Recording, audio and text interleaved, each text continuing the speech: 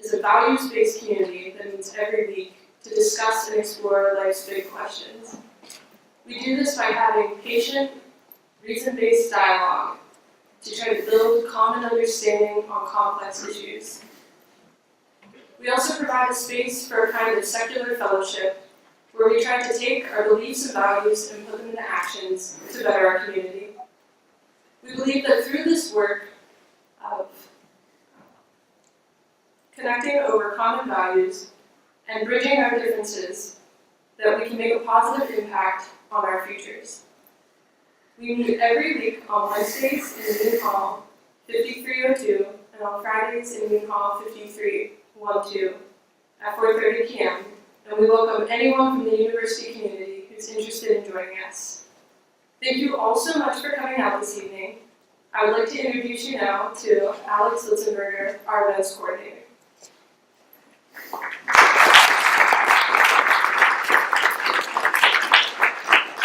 Before we begin the event, I'd like to remind you all to please silence your cell phones.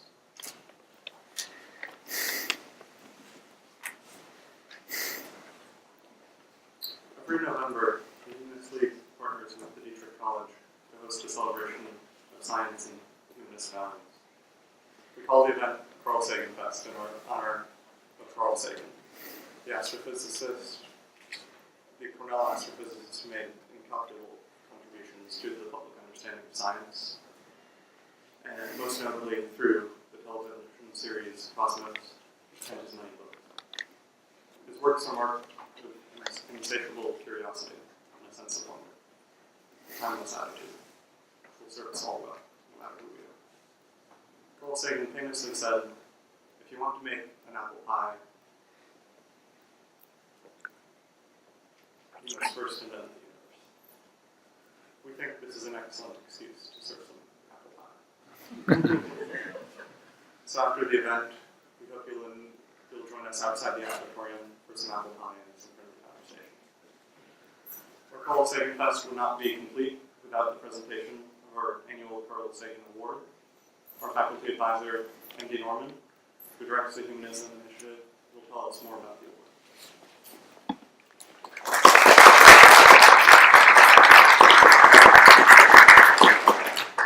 Thank you, Alex. I know you're eager to hear from our guests, so I'll keep this brief. Alex mentioned that I direct the university's Humanism Initiative, as distinct from the Humanist League.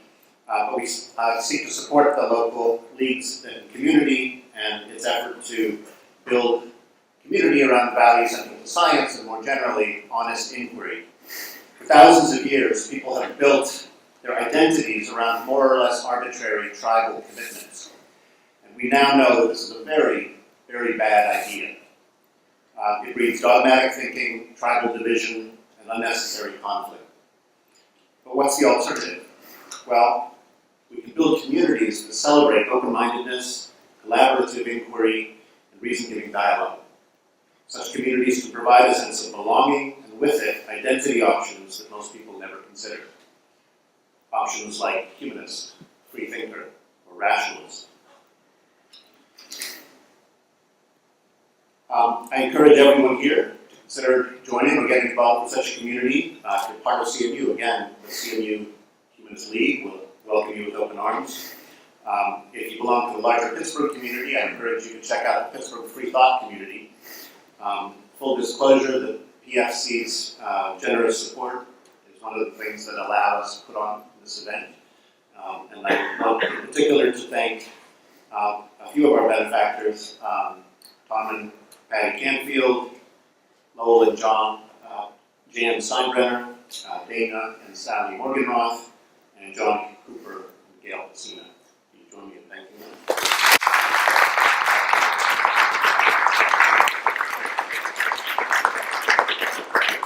Perhaps you'd like to help make events like this possible or help support communities that promote humanist values. If so, please contact me after the event. We would welcome your support. Okay, 2 years ago we bestowed the university's inaugural Sagan Prize on Steven Pinker, the eminent Harvard psychologist.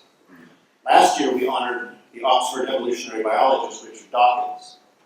This year, we're thrilled to have with us another extraordinary thinker and humanist. I speak of the celebrated philosopher and public intellectual Daniel Dennett. It's my privilege to introduce him, and I'll do that without doing justice to the full extent of his work. Dan's research centers on cognition, the mystery of consciousness, and the riddle of free will. I think we'll be hearing a little bit about that tonight. And he's done a great deal to shed light on the evolutionary processes that build minds and the cultural phenomena that such minds generate, things like morality, religion, science, and ideas. Dr. Dennett is the author of over a dozen books and more articles than I care to count. His work is a marvelous testament to the power of patient, clarifying inquiry, and his ceaseless striving for understanding demonstrates that we can unravel life's deepest mysteries and in the process reveal unanticipated marvels. Dr. Dennett has been recognized by the International Academy of Humanism. In 2004, he was named the American Humanist Association's Humanist of the Year. He's won Fulbright and 2 Guggenheim Fellowships. And in 2012, he was awarded the Erasmus Prize for exceptional contribution to European culture. To this long list of accomplishments, Dr. Dennett can now add Carnegie Mellon University's coveted Carl Sagan Prize.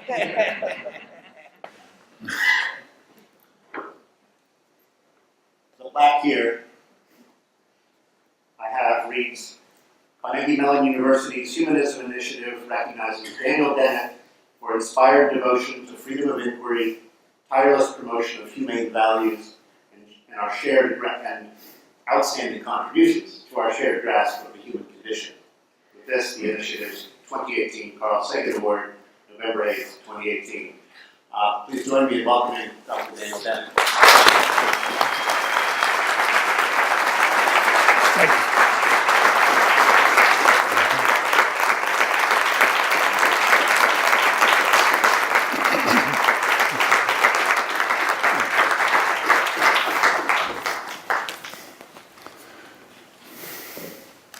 Thank you very much, Andy. We're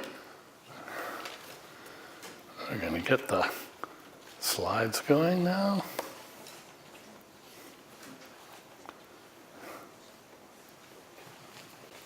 Yes? Yes. I'm pleased to see so many of you here. I gather there's a competing event of very great importance, and I'm pleased that people are at that one too. Wish we could all be there, but I'm happy you're here. And I am indeed going to talk about autonomy, consciousness, and responsibility. Let me say a word about Carl Sagan. I never met him, but I join in the admiration of the wonderful work that he did. I confess that a particular thrill to me was that when my 1995 book, Darwin's Dangerous Idea, came out, he said of it that it was a breath of fresh air. And I've cherished and remembered that quote ever since. Coming from him, that's a wonderful line, and I'm proud of it. So I'm particularly happy to be back in Pittsburgh, where I've taught a seminar at University of Pittsburgh and made many trips, but not for many years. It's good to be back.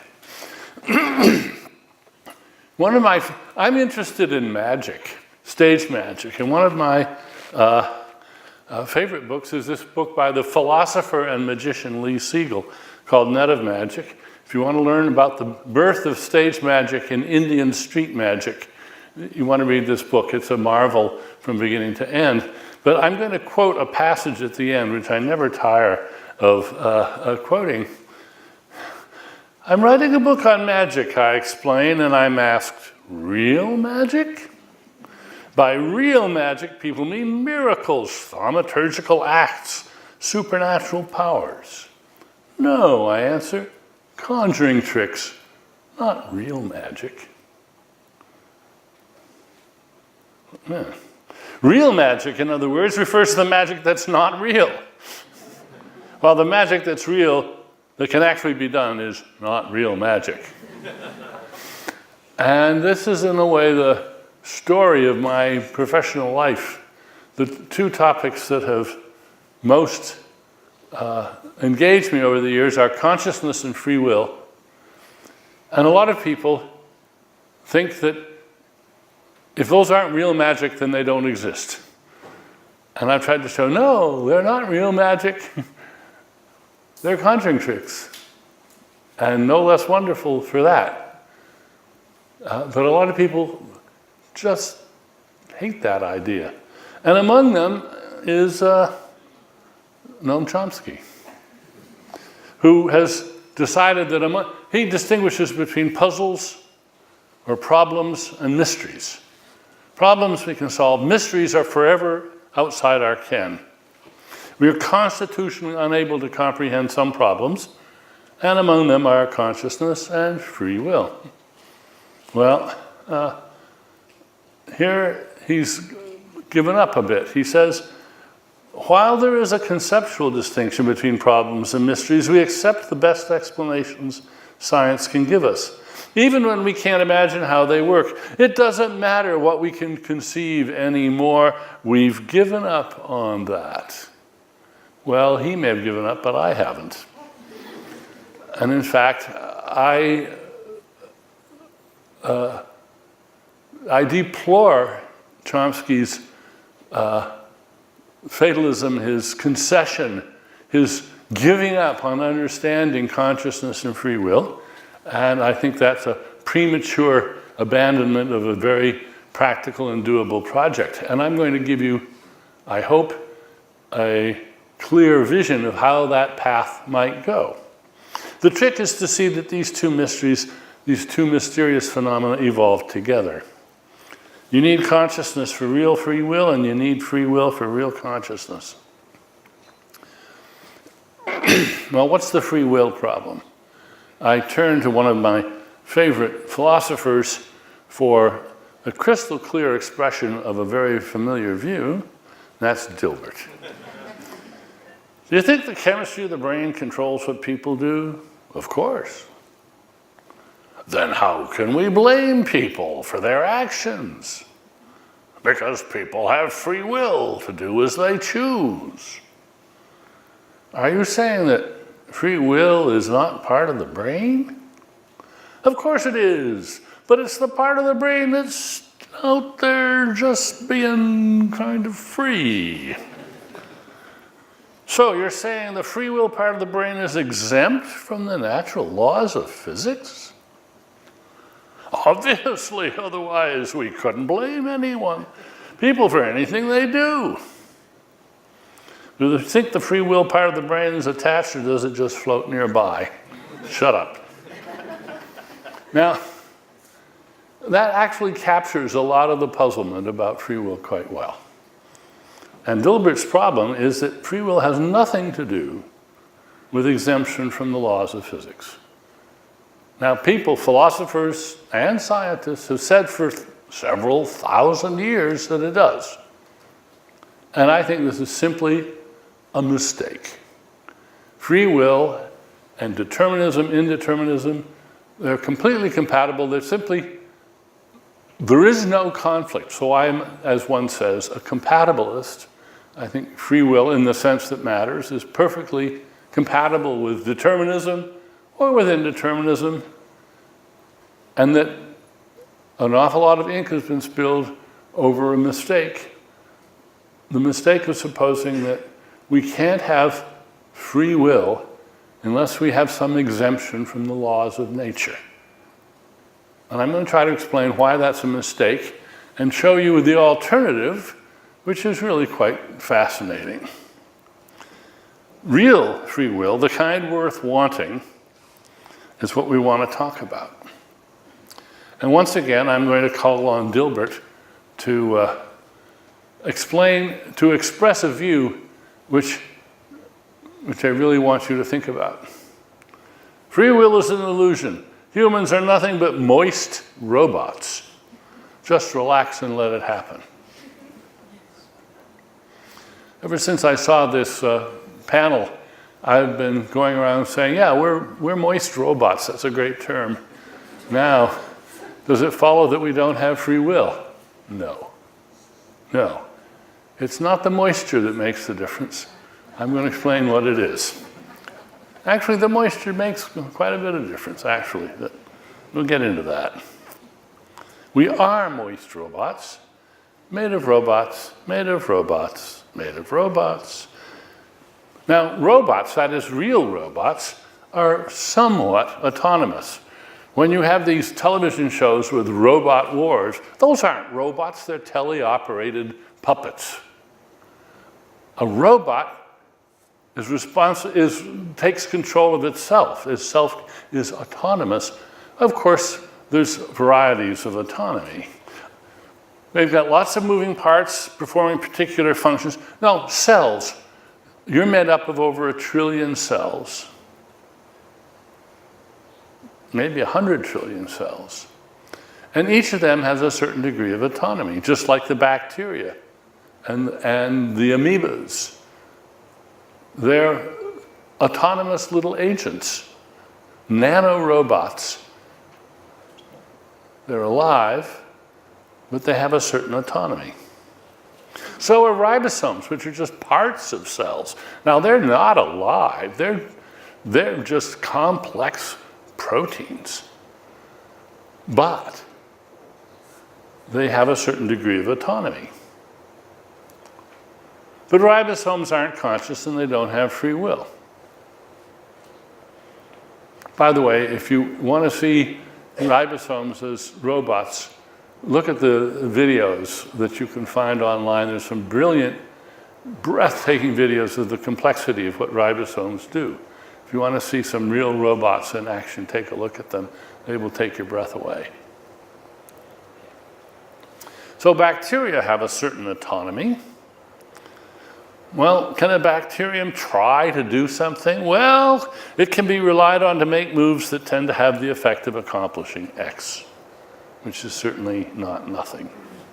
It is, in other words, equipped to discriminate opportunities when it is cost effective to try to do X.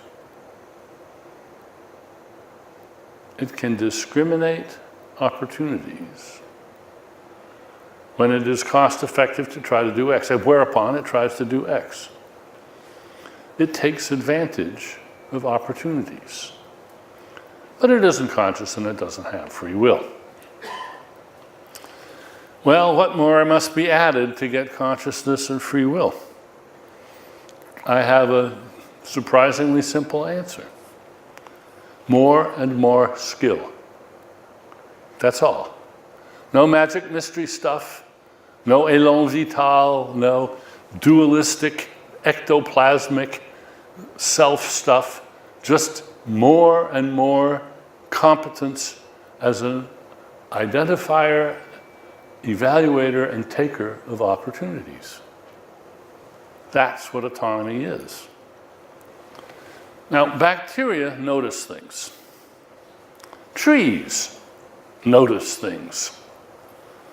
Even ribosomes notice things. For instance, there are proofreading enzymes that notice and correct mistakes. But they don't notice that they notice things. And that's important. So I want to take you on the beginning of a journey that I'm now embarking on with a colleague, Keith Frankish, philosopher who lives in Crete, very wise and clever fellow. And we are looking at this whole project by a thought experimental exercise in turning, say, a military drone into an autonomous vehicle. We hear a lot about autonomous vehicles as cars, self-driving cars. We want to make something much more autonomous than that. And we want to think about what's involved in taking a drone which starts out completely non-autonomous. It's just a teleoperated puppet. And how you turn a teleoperated puppet into an autonomous agent. That's the task.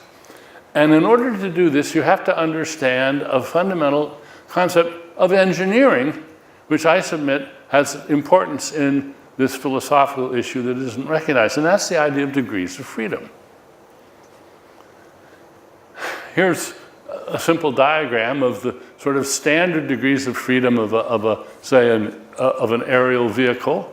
You've got left, right, forward, back, up, down, and then you have roll and pitch and so forth. Now, as you know, if you've got a drone or if you've ever tried to control one, you've got a knob, a button to control each degree of freedom. One knob, one degree of freedom. And by simply manipulating those knobs, you control those degrees of freedom. And there's not that many, here's just a few. And this is what it looks like, of course, to pilot a drone. You see the drone off there, and you're looking at the screen, and you've got the buttons and knobs and joysticks to play with. And with that, you control degrees of freedom. Basic control theory. Now, suppose we wanted to take the control that you could exemplify, that you could manifest, that you could engage in as the controller of that drone. Now we want to offload that into the drone itself. We want to get rid of all the decision making that you're doing as the controller and put it on board and make it autonomous. So it's no longer a teleoperated puppet, but has all of its controls on board. That's the intellectual task that we're engaging in here. Now, some of you may notice that this picture here bears a certain similarity to another picture, which I want to introduce to you. And let's see if it runs, or do I have to hit something here?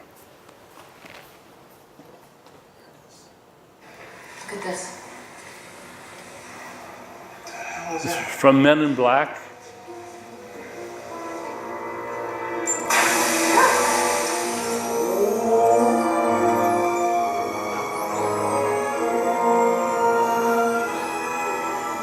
That is the Cartesian theater.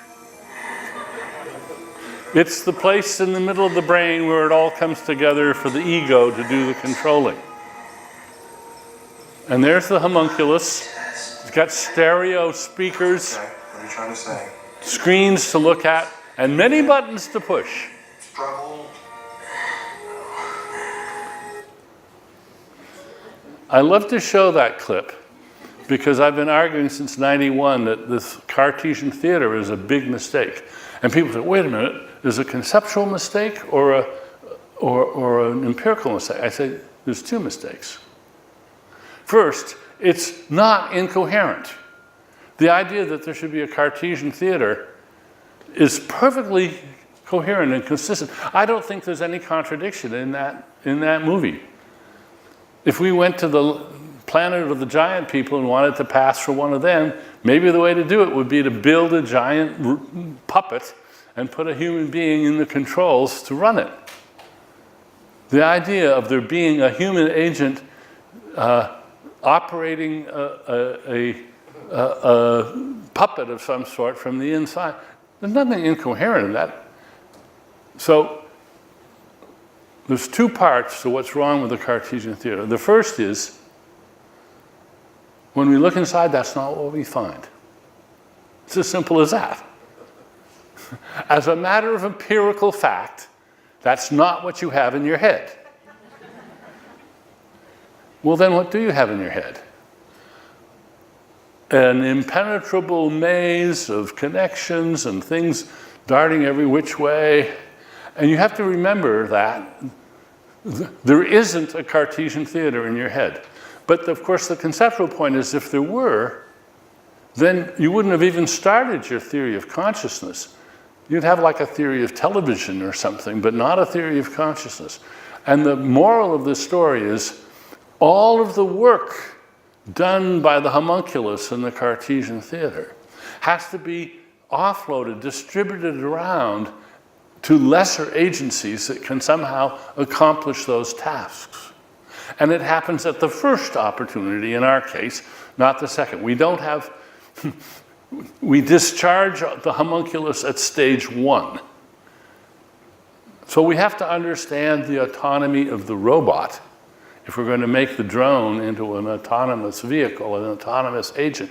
We have to get rid of the control room right from the beginning. So first thing, we throw away the screen because there's nobody in there watching. When you're out there teleoperating the drone, you need the screen because you've got eyes and you need your eyes to get the information. But once you're in the brain, no need for a screen, no need for a showplace because there isn't an audience. There just seems to be. Now, I'm not going to have a lot more to say about that. I just want to highlight the fact that in the thought experiment that we're dealing with here, we're thinking about how do we get all the things that the homunculus is imagined to do, how do we get all those things done on board by something that isn't a homunculus? That's the task that's the question that I call the hard question. And then what happens? And here's a way of answering the question by recapturing it as, okay, how do we gradually, piecemeal, install the gear, the equipment in the drone that takes over all of the work that the homunculus, the teleoperator, does. And we can break that down into some answerable questions. And we're starting that project. We don't have anything published yet on it, but we're working and talking to roboticists and people like that about it as well. So we have to get away from the Cartesian theater and appreciate that control is distributed and accomplished by opponent processes. There's no king in there. There has to be a sort of tug of war. There has to be an arena in which different options compete for getting executed, and they get executed well or ill. We must figure out how to pass all the control over to the drone. Now, the process that we're engaged in is what you might call a top-down engineering process. We know what we want to get to. We've got an idea of what our task is, and we're trying to break it down into simple parts and figure out how to put the parts together so that they will accomplish that task. And it's always very important to remember that's not nature's way. But it's still useful for getting a clear sense of the specs of the system. When I say it's not nature's way, here's what I have in mind. When Keith and I think about what system do we put in next, we've got a pretty clear idea of what it's supposed to do and what has to be attached to what, to put it in its simplest possible terms. But Mother Nature, evolution didn't have that perspective on the job. Evolution had to do it blind and groping without any foresight, without any plan. And when you think about how that engineering could work out, you realize that it's a rather different project.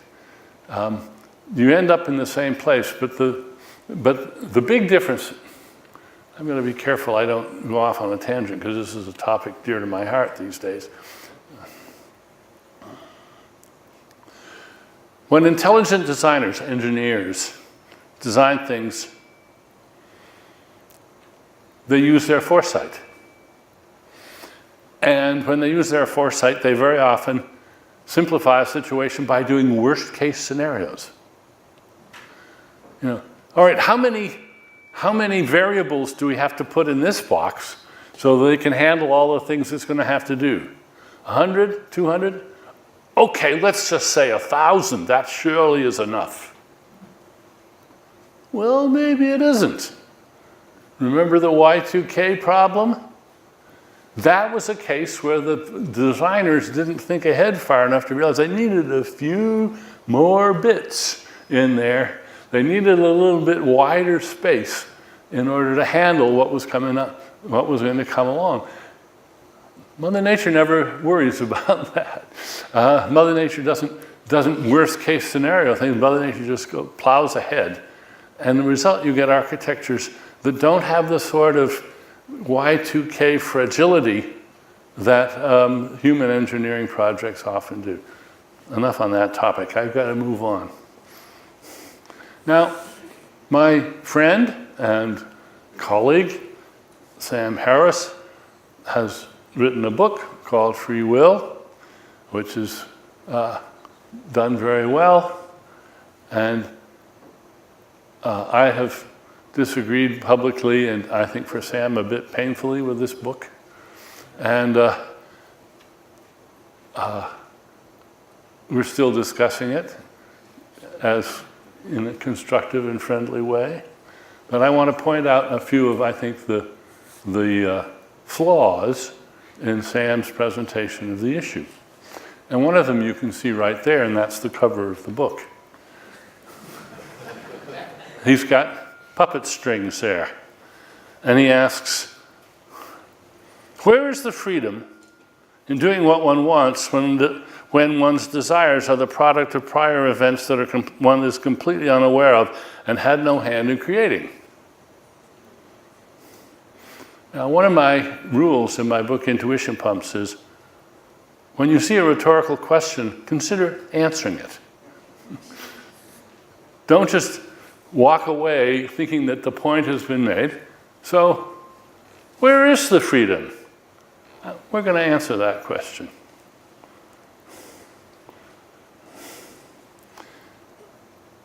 Sam, responding to an earlier criticism of mine, writes a piece called The Marionette's Lament. He says, it's a clever line, a puppet is free as long as it loves its strings. That's his snarky version of my view. And I'm going to embrace it and show you that's right. This isn't as vacuous and silly as it sounds. I want to show you, if you're interested in it, it's online. You can find it on YouTube. Let's see if this is true. So there's the cover of the book with the puppet strings. Well, let's look at marionettes for a moment. I found this nice image online. A marionette controlling a marionette, controlling a marionette, controlling a marionette, and they're all being controlled by some marionetteer or puppeteer, I guess. What I like about this image is, I think you realize, iterating marionettes in this way, the job gets harder and harder and harder and harder and harder. The degree of exactitude of control, the timing to carry off, I don't know, I bet there is a marionette maestro somewhere who has a marionette that manages a marionette, but I don't bet you it goes to 3. This is already a tour de force if you can do it. And this is an important point because it tells you something not about causation, but about control, and the difference between causation and control. Here is my favorite picture of a marionette by Warren Miller, New Yorker, 1963. This is a marionette that loves its strings. This is not the best arrangement. It's much better if you, instead of you using strings to control your legs, you just control your legs the way you control your arms. The main thing is this is an autonomous puppet. This isn't a puppet that pulls its own strings. Like you, like me. We're autonomous, self-controlled agents. We're not puppets. That corpse in the morgue in Men in Black, that's a puppet. Controlled by something else, a homunculus inside or a drone master somewhere else. But we're not puppets. We're self-controllers. And that is important because it means not only do we control our own strings, but we protect our own strings and we love our own strings because they give us powers, obligations, and responsibilities that we wouldn't have if we didn't control our own strings. How is this possible? Well, it isn't easy. Here's somebody wondering, what do I do now? And you might say, this is the question that every organism asks itself at every moment of its life. Whether it's an amoeba or a sponge or a tree, what do I do now? And nature has found many regimes that work pretty darn well for controlling the degrees of freedom that the individual organism has, which is only so many. Trees don't have many degrees of freedom. They can't run away, they can't fly away, but they can change their growth rates, they can go dormant, they can do lots of things. And we're learning more and more about what trees can do under autonomous control. They have opportunities that they can recognize and act on. So they do have some degrees of freedom that they control, but they're quite minimal.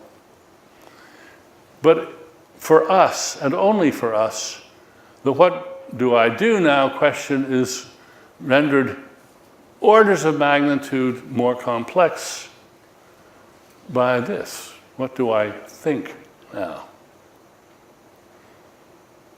Well, what do you think now? What will you think in the next second? What could you think? How many degrees of freedom do you have right now to think? Well, you could go on listening to me, or you could think about what you're going to have for supper, or you could think about the Steelers game tonight, or about who knows. How many different actions are available to you now in between your ears? And the answer is millions and millions and millions of different possibilities are all quite available to you. That's how many degrees of freedom you have. Not 6 or 8 like the drone, but millions. Now here's my favorite picture of consciousness. I put it on the cover of one of my books. It's a Saul Steinberg New Yorker cover from many years ago, I think 1967. And this man has walked into the art gallery and he sees a painting by Georges Braque, and he recognizes it. I don't know if it's by Georges Braque, but at any rate, he thinks Braque, and that reminds him of Baroque, and then Baroque, and Barque, and Poodle, and we're off to the races. And this is his stream of consciousness as he's standing there looking at the painting. And it's quite fascinating. You learn quite a lot about this man if you simply follow through, and I'm not going to let you do that because you won't pay attention to me, because Steinberg will have captured this degree of freedom of yours and take you off on a journey that I would rather have you take the journey with me, so I'm going to turn it off. But here's the reason I raise it.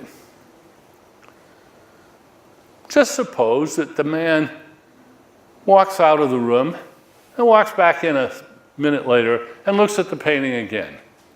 Is the same thing going to spool out? No. And if he looks down at his shoes and then looks up again, will the same thing spool out? No. Will it ever be the same twice? No. Never. This is a fact about human consciousness, about the human stream of consciousness. It's never the same twice. That means that all those degrees of freedom in this conscious mind are candidates for control, but we can't control them all. We just can't. We can try. And we can be better or worse at controlling the degrees of freedom in our own mind. And that's what growing up and becoming a mature, responsible adult is all about. It's about learning how to control the degrees of freedom of your own mind. Let's just look at the basic varieties of control you can exert over your mind.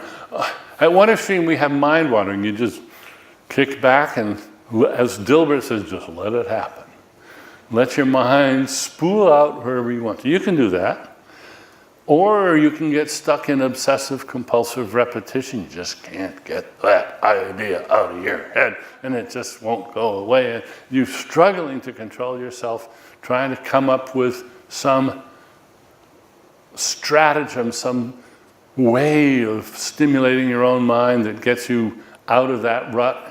You know all of these things. These are techniques. They're techniques that you have learned. They're your own private ways of controlling your mind, and some of you are better under some circumstances than others. There's a lot of variation. There's fighting distraction. Gotta get this homework done, gotta do this problem set, turn off the radio, turn off the television, or turn on the radio. I do better when I have music going on and so forth. This is a process of self-discovery, how to control your own mind. Then there's rapt attention to a problem, which I hope I've engendered in you right now. But maybe I haven't, but I'm trying. These are just a few of the sort of landmarks in this continuum of possibilities that every one of us face all the time, our whole waking life. And science, cognitive science, is studying these different varieties, what they can do well, what they do badly at, where creativity lies in connection with this, and so forth. I'm just reminding you of things that are obvious about your own conscious mind. Which brings us to the topic of what is intelligence, and I have this wonderful new, well, it's not new, it's an old meme that I'm reviving thanks to Guy Claxton. And I want you just to ponder this. Intelligence is knowing what to do when you don't know what to do.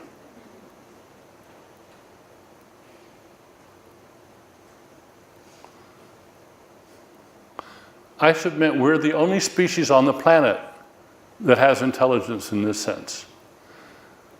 Bears are clever, birds are clever, fish are clever, chimpanzees are clever, but they're not really good at knowing what to do when they don't know what to do. They've got a set number of tools in there, a set number of moves in their kit, and when none of their moves works, they're pretty well stumped. But human beings, at our best, are good at knowing what to do when we don't know what to do. And of course, what you do is to think. And to think with some control, and to go into a sort of problem-solving mode and ask yourself questions. It's an acquired set of abilities that children are not born with intelligence. They may have brain power to spare, and that may be partly genetic. But becoming an adept manipulator of your own brain is something that takes growing up and experience and practice and learning. And the end result is, if things go well, you become autonomous in a way that no animal is autonomous. No chimpanzee, no dolphin, no New Caledonian crow, no parrot. So Jean Piaget, actually, Jean Piaget didn't say it quite as well. Guy Claxton improved on it. So it's a nice mutation in a meme. I like to give both of them credit, and I'm passing it on this way. Now, how do we learn to gain control over the degrees of freedom? Many of you in this room will remember the little engine that could. And you remember that the little engine that could said, I think I can, I think I can, I think I can. Now, what good would it do to think you can? Well, control theory actually provides the answer in a way. Real choo-choo trains are controlled by engineers. And trains are fairly easy to control. They have only a few degrees of freedom. Basically 2. They got go, stop, and faster, slower. That's it. Rails take care of the rest. All the other degrees of freedom are just clamped. So it's an easy control problem. Perhaps worth noting that determinism is often described in terms of the railroad tracks of causation. Well, if you're a choo-choo train, you really are on the railroad tracks of causation, and you have very few degrees of freedom. That doesn't mean that in general, because you're embedded in a causal milieu, you don't have many degrees of freedom. Not at all. This image of the inexorable railroad tracks of causation is fooling your imagination when you think about free will. I've given you one. Here's another one that many of you will remember. Toodle. How many of you remember this book from your childhood? Very few. I don't know. It's interesting. I've used these slides in a number of talks. Interestingly enough, in Australia, more than half the hands went up. And it's also interesting that this was the third best-selling hardcover children's book in English. By the way, I must say, it has a rather lamentable message. Some of you who do remember this book, is Toodle wanted to go off the rails and play in the fields and gamble with the cows and the cattle and play and look at the daisies. And the big adult engine said, no, no, no, your duty is to get back on the rails. And at the end of the book, Toodle gets back on the rails and grows up and becomes a proud engine that is stuck on the rails. And this is all presented as if this is a wonderful thing for kids. So notice this is part of the education of a self-controlled agent. It's a part of the education that I think we might criticize in just these terms as being entirely too conformist, too non-critical. And maybe that's why this book is no longer on the bestseller list for kids. I rather hope so. But it's worth seeing these examples of exercises of the imagination which adjust our thinking about what it is to become autonomous. Here's something we all do without even knowing we're doing it: restricting degrees of freedom. Think of this. You got to thread a needle. What do?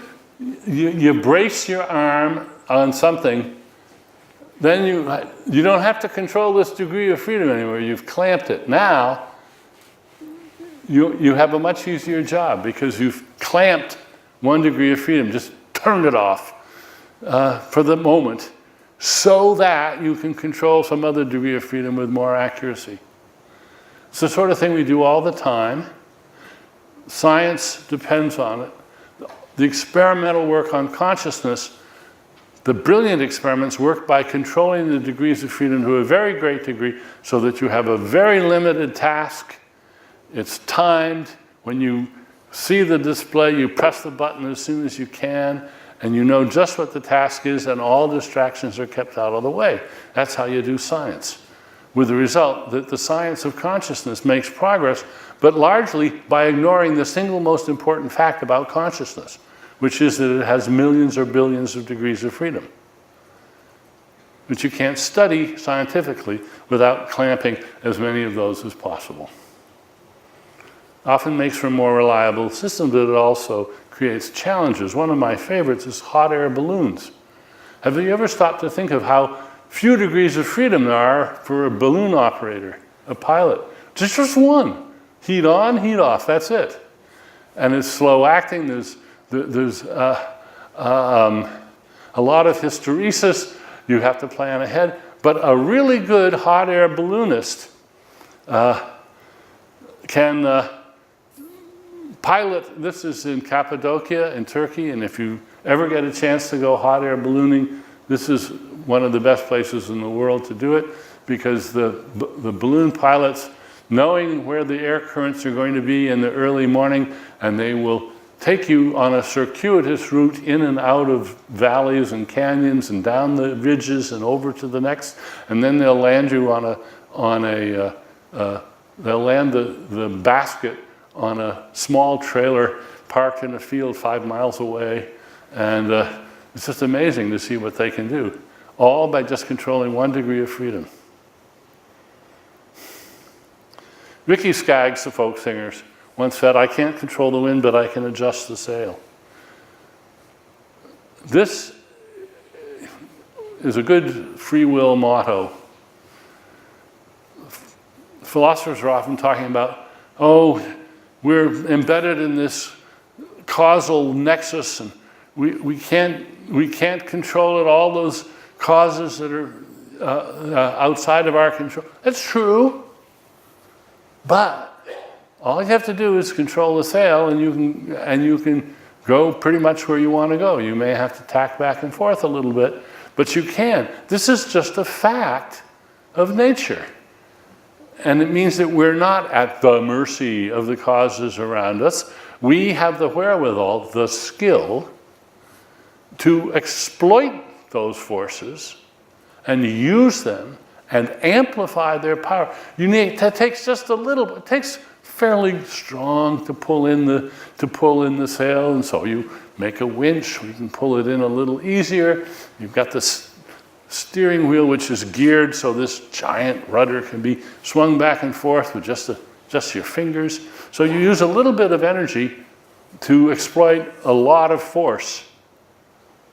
And this is simply, this isn't rocket science. This is just everyday engineering, but it gives you power to become autonomous and use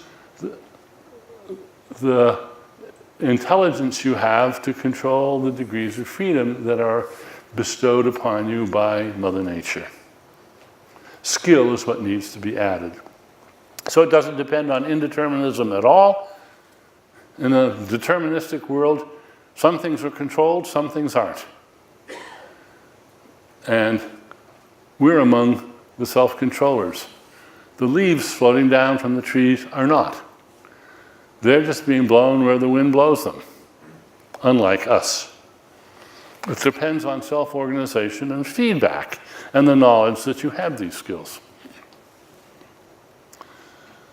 My dear late friend John McCarthy, the head of the AI lab at Stanford, the coiner of the term artificial intelligence, once told me, and I guess this has been published since then, he told me about his daughter Sarah. This is not her, but it nicely represents her. And he said his daughter Sarah, he asked her to do something, and she said, "I can, but I won't." And John said, "This is the heart of free will." And he's right.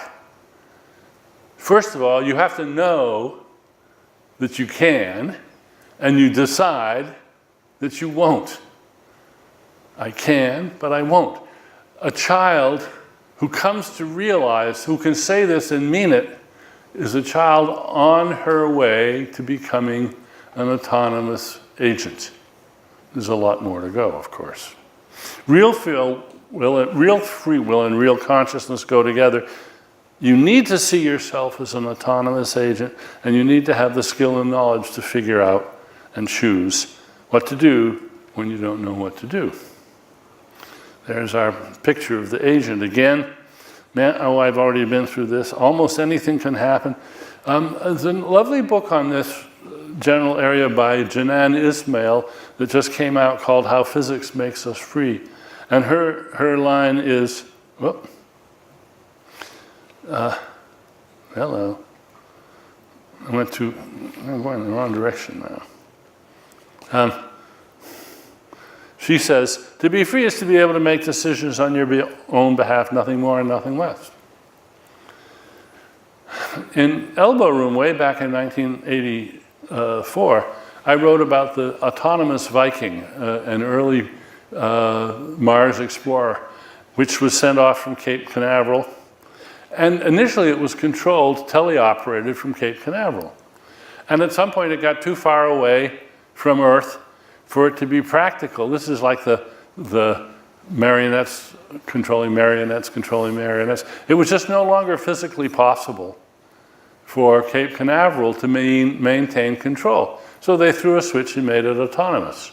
Simply handed the control over to it. Now it had only a few degrees of freedom to control, but it was entirely on its own. It was no longer, it had been made autonomous by the flip of a switch. The moral I want to draw from this is this: events in the past can't control you. The whole idea that events in the past can control you is a misconception. There's no feedback with the past. It can't, and without feedback you can't control. Events in the past can set you free. When that switch was thrown in Cape Canaveral, the Viking became autonomous. And there are events in your past that set you free. They weren't as dramatic as the throwing of the switch. They were events that occurred in your upbringing, in your moral education, in growing up and learning, like little Sarah, I can, but I won't. Tom Wolfe recently said, somewhat before his death, you can always count on Tom Wolfe to express vividly something that is problematic and maybe wrong. The conclusion people out beyond the laboratory walls are drawing is, the fix is in, we're all hardwired to that, and don't blame me, I'm wired wrong. This was the message he thought he was getting from cognitive neuroscience. Wired wrong? Why would it be wrong? What would it be to be wired right? Or is any wiring automatically being wired wrong, which is what he seemed to be thinking? Remember Dilbert? We're just moist robots? This is the theme that Wolfe picks up. Could we be wired right for responsibility? What would it take for a moist robot to have moral responsibility? And does cognitive science show that these requirements cannot be met? And the answer is no. Whew. We're not wired wrong. Some of us are. Those of us who are do not have free will, and we take care of them. We institutionalize them. We protect them from themselves and from others. They don't have free will. There's a big difference. Some people are wired wrong through no fault of their own, and they don't get to play the moral responsibility game. But the rest of us do. So there's that Dilbert slide again. Free will as moral competence. It's an artifact of society, like money.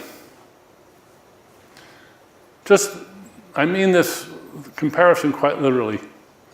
Imagine somebody saying, and let's say it's a physicist.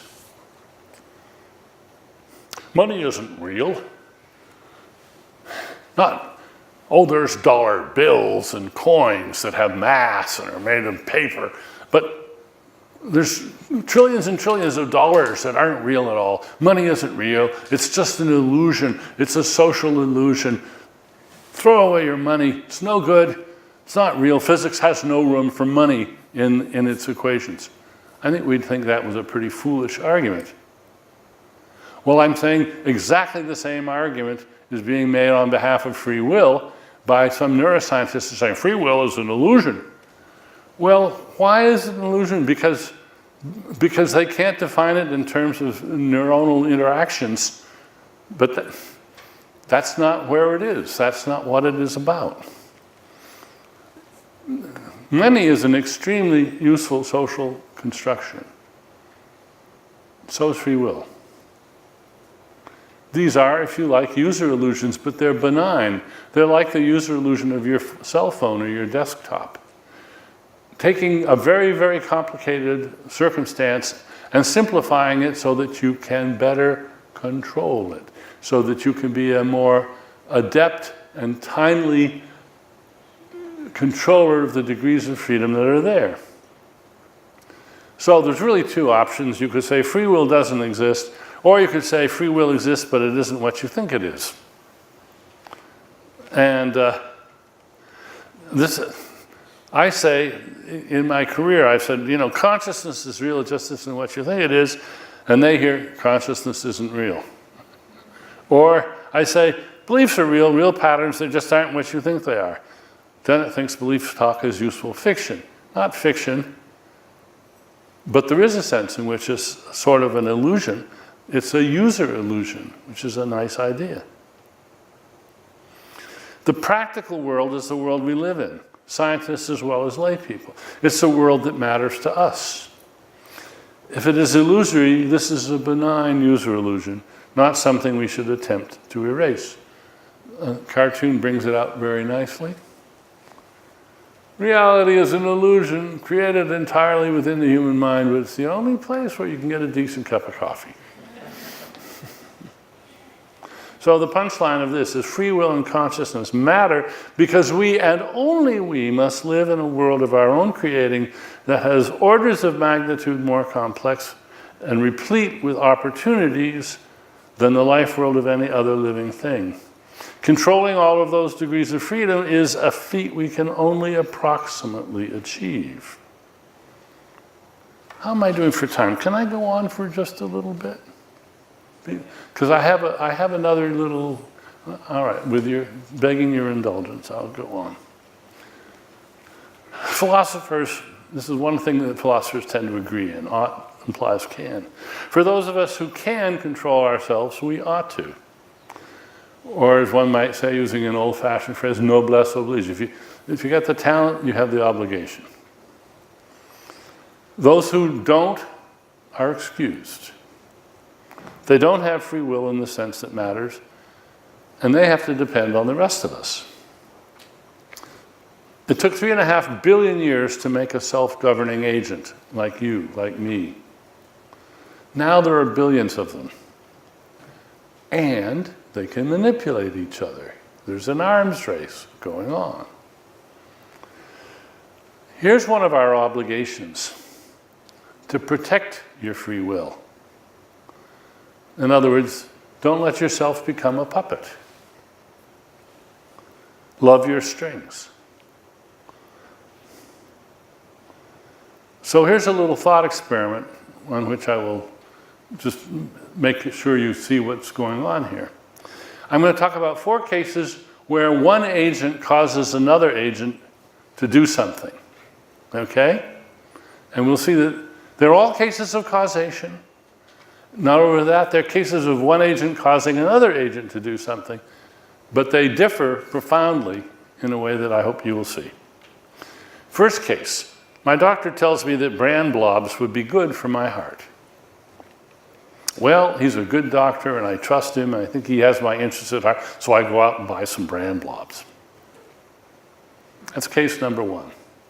Case number 2, I go to the supermarket and I see on the shelf that Kellogg's has a box of bran blobs. I read the box carefully and it has lots of detail about the health benefits of eating bran blobs and so forth. And I think, well, this isn't Crazy Joe's local cereal. This is Kellogg's. They've got a lot of stake.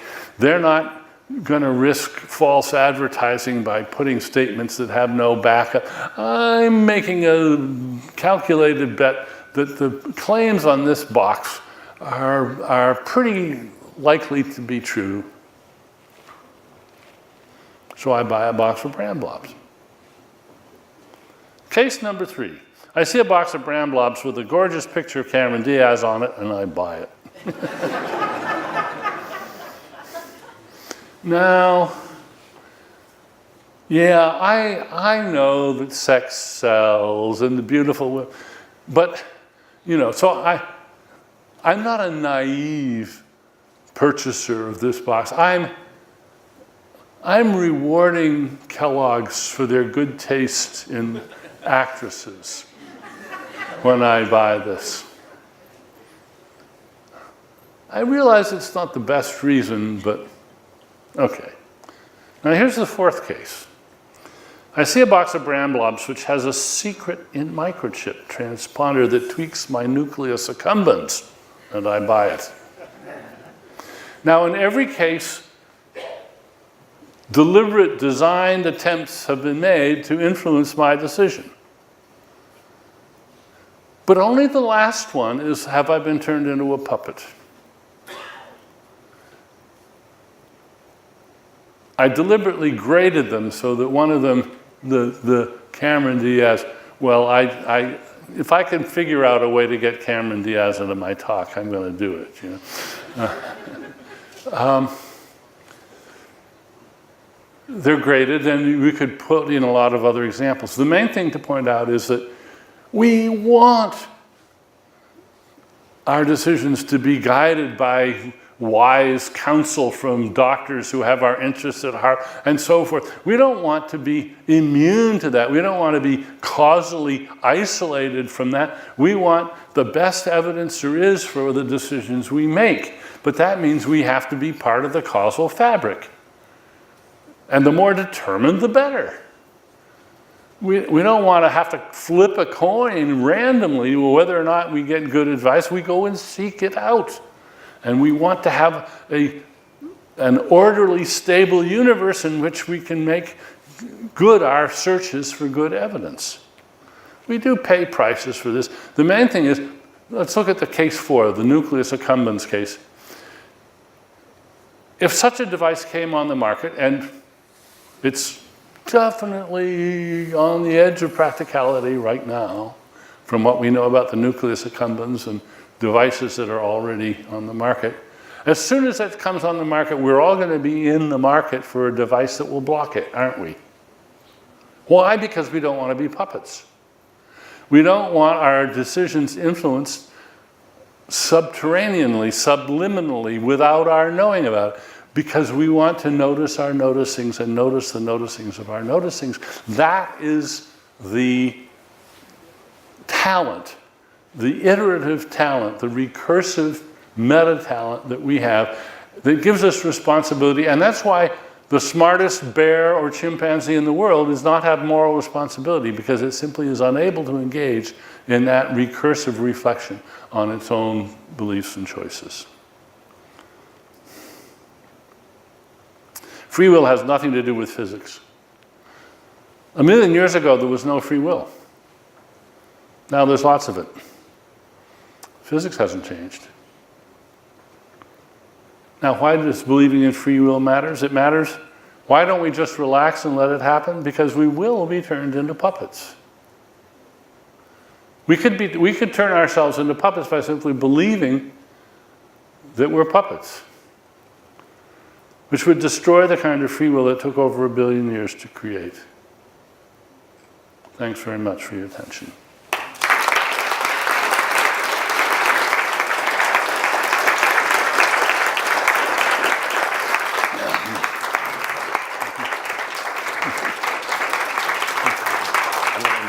Yeah, sure.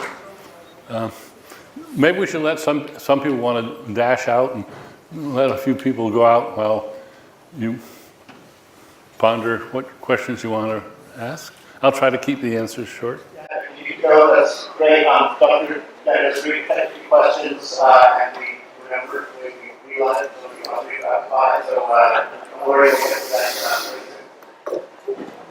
Yeah, the apple pie awaits. Yeah. That was fascinating. When I read your book, Consciousness Explained, a couple of decades ago, this is unbelievable. You talk about the multiple drafts theory of consciousness, and it seems to me there's a relationship to what you talk about with intelligence.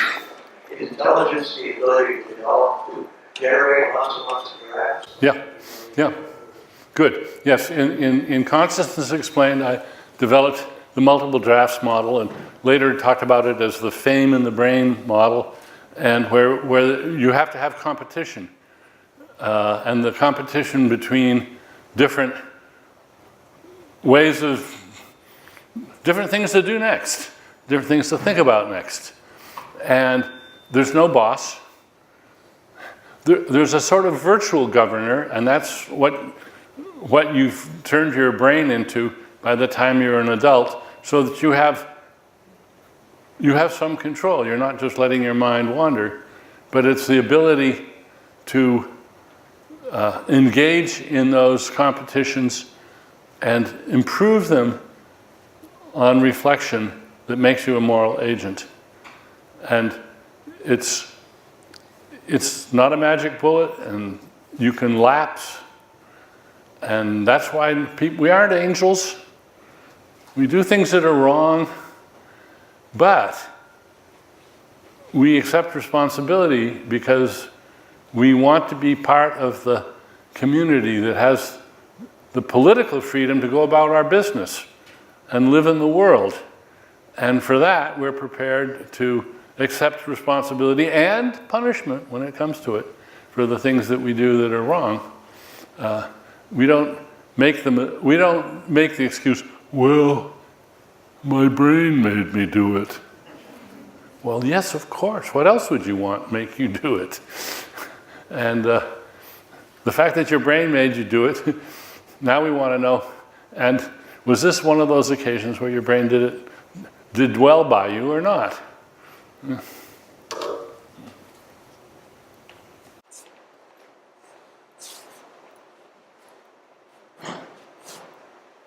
Thank you. I'm a double major in cognitive science and philosophy, and in many classes I took, I do notice there's a tension in cognitive science or in psychology that they want to turn away from the question of consciousness. And I'm wondering whether you can say more about it, except for they are being like cowards, because whether there's kind of like society or like ideological driven reason for why people decide to kind of like embrace this quantitative or technological driven approach to studying the, human mind basically. Thank you.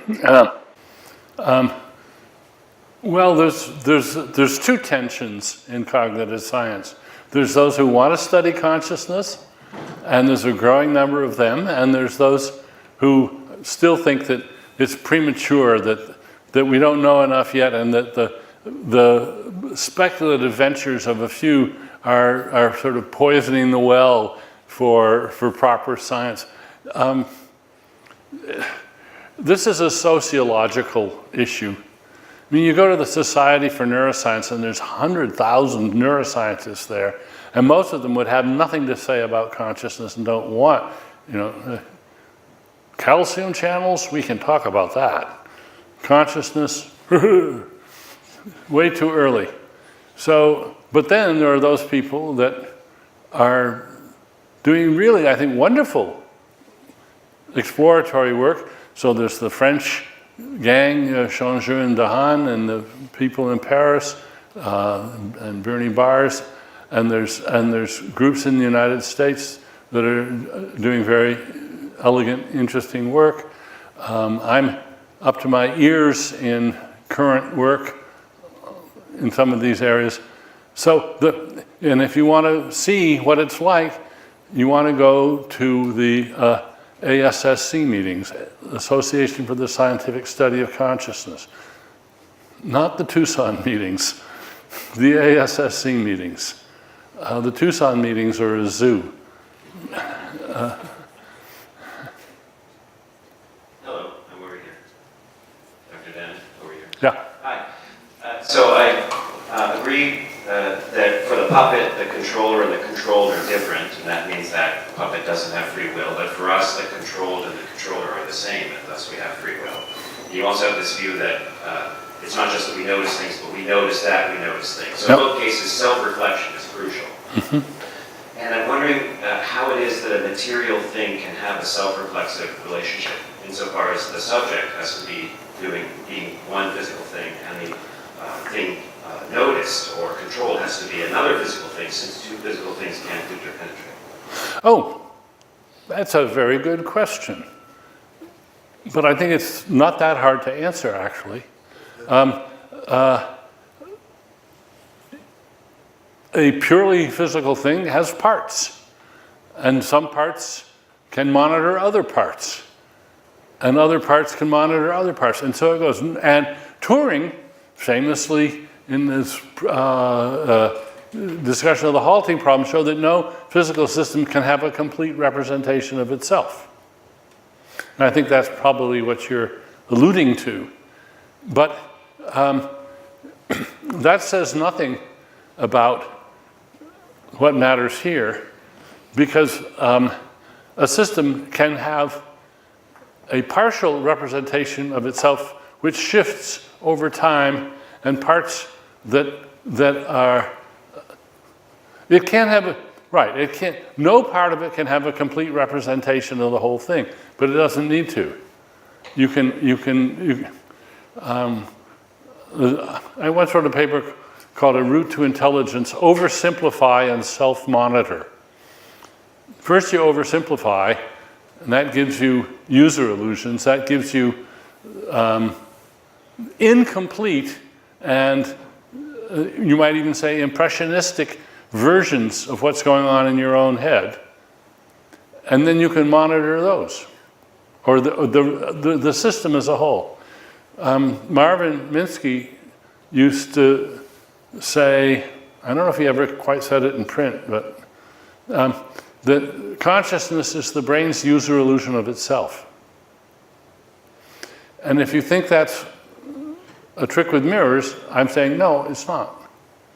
It's not. And in fact, what we're doing when we are thinking about the drone is we're thinking that after we get a few of the basic things offloaded into the drone, the next thing we want to do is get it to be able to take advice so that we don't have to rebuild it from scratch or reprogram it, but we can simply make suggestions to it or give it advice or ask it questions. And in order to do that, it's going to have a language, and the language is going to have to be an oversimplification of what's going on because we want to be able to understand that language. And so we're going to develop a lingua franca in which we can talk to that drone.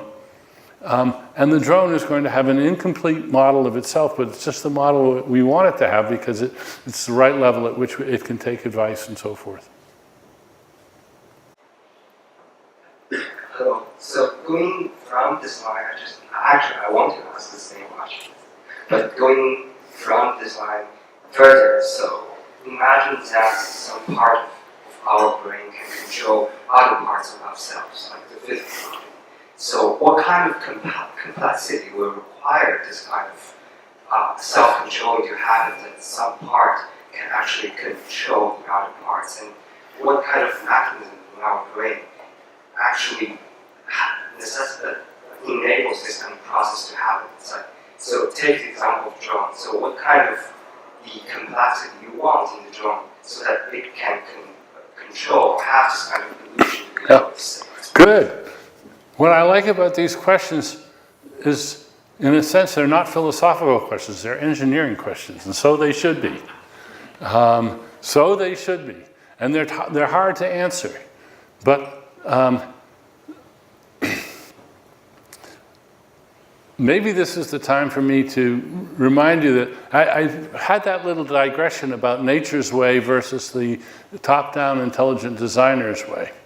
And it's hard to overestimate the complexity of nature's way. The amount of, by latest count, you've got 86 billion clueless neurons between your ears. 86 billion. Each one of them is a semi-autonomous agent. It's got to stay alive.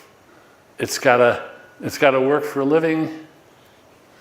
If a part of the brain is damaged, this creates new job opportunities for neurons nearby. Why do they take them? There's no HR boss in there that's reassigning neurons. No, they're going for the power. Why? Because they need to have work. They need to have work because otherwise they're going to die. Monod said that the dream of every cell is to become 2 cells. Not for brain cells. They've given up on that. By and large, they don't reproduce. But the dream of every brain cell is to stay alive and to keep working. And the complexity that is possible with such an arrangement is staggering. But we're beginning at least to get some general outlines of how to organize it. We're going to take one more question. Yeah. Hello. I would like to ask a question about the topics we're that you presented at the end of your experiment. In the last case, in the fourth case, there were microchips, which are human-made objects made by a couple of scientists or researchers. And if we are manipulated by them, we are considered to be puppets. But in the third case, if we are manipulated by Cameron Diaz, which is actually a human-made object made by her parents, her father and mother, we are considered to be humans who are not puppets. One of them is brainchild, the other one is biological child. What makes the difference? Well, I think the main difference is not that one's a biological child and the other's a brainchild, but the simplicity of the way it's working. The microchip is short-circuiting all your rational capacities altogether and simply just going in and tweaking the desire box, in effect. And although there may be some people who are so poorly self-controlled that they can't respond to Cameron Diaz or somebody else in any other way, we know that in general that's just not true. And that's a big difference. What changes over the four cases is the degree to which your rationality, your capacity in a broad sense to assess situations and think imaginatively about possibilities, to what extent is that being either exploited, which is good, or bypassed, which is bad. And it's the thing about the nucleus accumbens one is that you don't know it's happening to you. You don't know that this manipulation is happening. At least when I see the Cameron Diaz on the bus, I know what's happening. I notice my noticing. And that makes a big difference because it gives me an opportunity to evaluate whether this is so important that I shouldn't act on it, or whether this is a case which is it's okay. Haha, I'm going to go ahead and buy the Ramblobs just because it's not that important. And notice, just to vary the case and show you how reason is playing a role. If the question I was deciding was not whether to buy a box of Ramblobs, but whether to vote for a candidate, or whether to move to Pittsburgh, or something like that, then, if I were that influenced by the picture of Cameron Diaz, I would be a disabled fool. So all of these factors come in. Dan wants to remark that it's a funny thing about minds. Each of us gets one, and each of us gets only one. I've one, feel fortunate to have been alive one, and I think we can all feel grateful that Dan was awarded his. Please join me in thanking him. Thank you very much. And thank you for this.